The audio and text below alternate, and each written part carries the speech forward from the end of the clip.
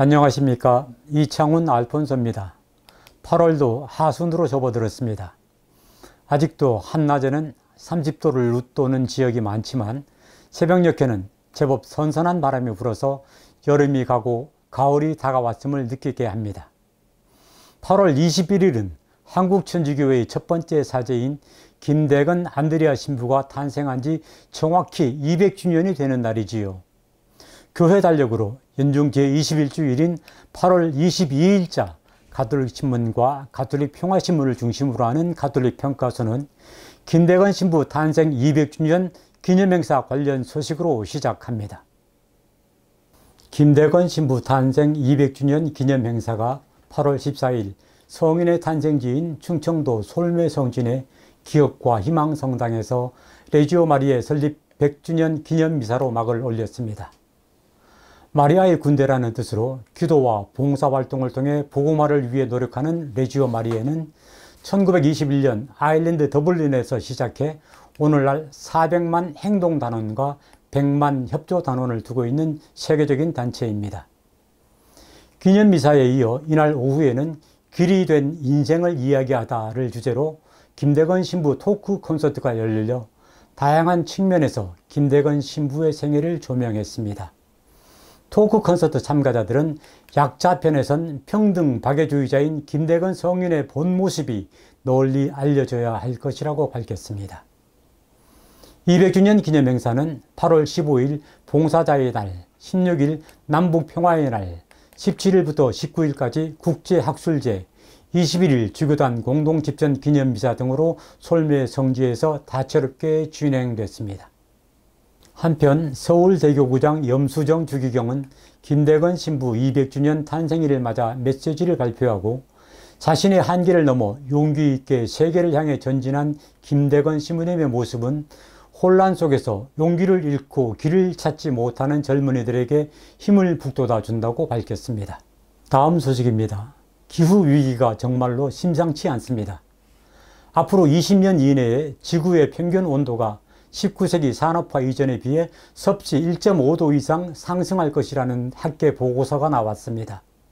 UN 산하기구 기후변화에 관한 정부 간 협의체, 곧 IPCC가 최근 발표한 기후변화에 관한 6차 평가 보고서에 따르면 온실가스 배출이 빠른 시일 내에 즉각적이고 대규모로 감소되지 않는 한 앞으로 20년 이내에 지구 온도가 산업화 이전보다 섭씨 1.5도 높아지거나 그보다 더 높아질 것으로 예측됐습니다.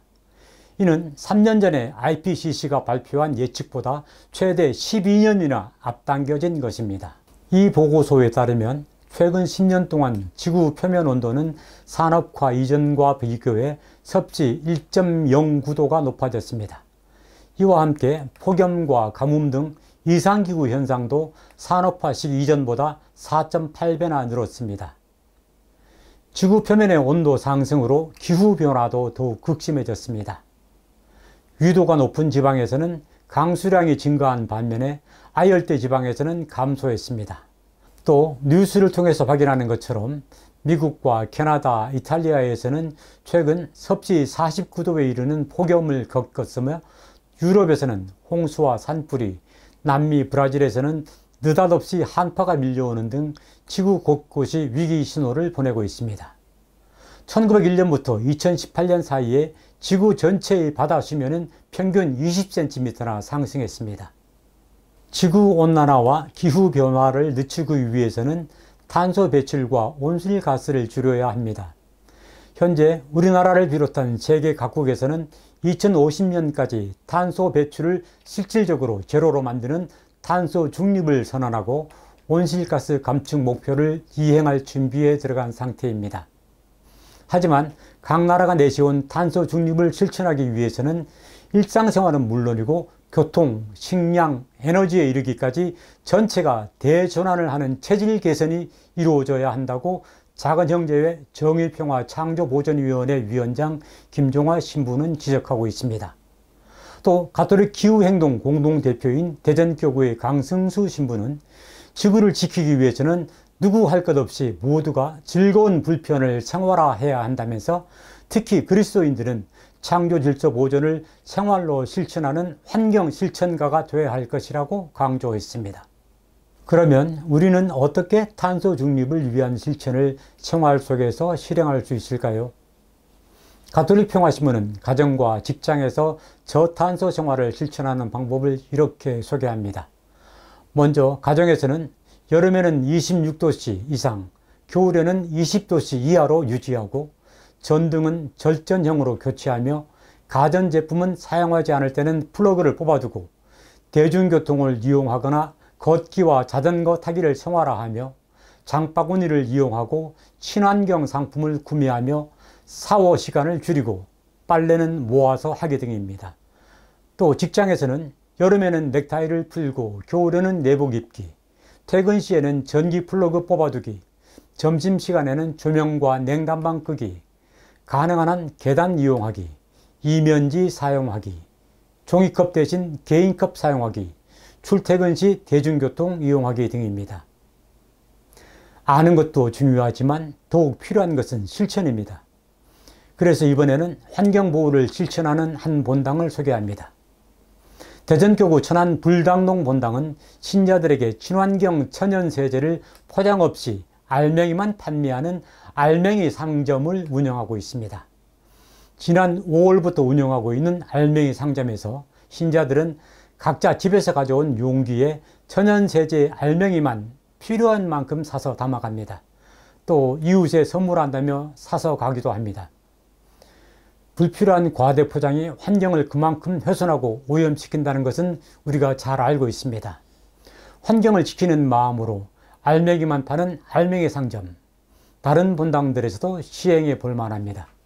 간추린 단신 몇 가지 소개합니다.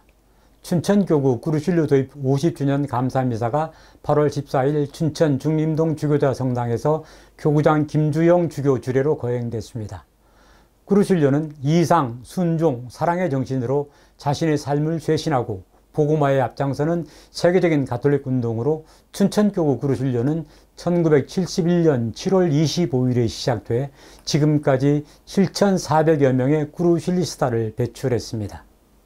한국종교인평화회의는 8월 15일 광복 76주년을 맞아 성명서를 발표하고 남북한 당국에 한반도 평화와 번영의 길에 나서기를 촉구했습니다. 한국종교인평화회의는 한반도 평화를 위한 구체적인 방법으로 남북통신연락선 재개통, 대북 지원과 협력, 한반도 비핵화 등을 제시했습니다. 대구대교구 민족화해위원회는 복지 사각지대에 놓인 비보호 북한 이탈 주민 가정 20세대를 대상으로 격려금과 자녀 장학금으로 모두 2,700만 원을 전달했습니다. 원주교구가 제천지구에 덕산 본당을 신설했습니다. 충북 제천시 덕산면 약초로 1길 30일에 성당 부지를 마련한 덕산 본당은 교구의 54번째 본당으로 제천시 덕산면과 안수면, 수산면 일대를 관할합니다. 초대 주임은 이진희 신부, 신자 수는 45세대 102명입니다. 1821년 8월 21일 충청도 솔매에서 태어난 김대건은 만 15살 때인 1836년 12월에 걸어서 마카오 유학길에 오릅니다. 만 21살이 갓 지난 1842년 8월 29일에는 중국 남경, 곧 난징에서 영국과 청나라가 맺은 난징조약 체결식 현장에 참석합니다. 청나라가 홍콩을 영국에 내어주게 된 조약이 바로 이 난징조약이지요. 3년 후인 1845년 8월 17일 중국 상해에서 한국의 첫 번째 사제가 된 후 그해 10월 귀국한 김대건 신부는 1846년 6월 선교사들의 입국로를 개척하기 위해 서해 섬지역을 탐사하다가 붙잡힙니다. 그리고 그해 9월 16일 서울 세남터에서 반역죄로 군문 효수형을 받고 만 25년 1개월의 짧은 생애를 마감합니다.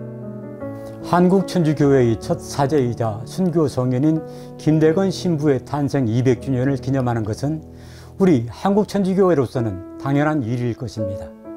그런데 종교와 무관한 유엔 기구인 유네스코가 김대건 신부를 올해의 인물로 선정한 것은 김대건 신부의 삶과 정신이 오늘을 살아가는 모든 사람들에게 커다란 의미를 지닌다고 보았기 때문일 것입니다.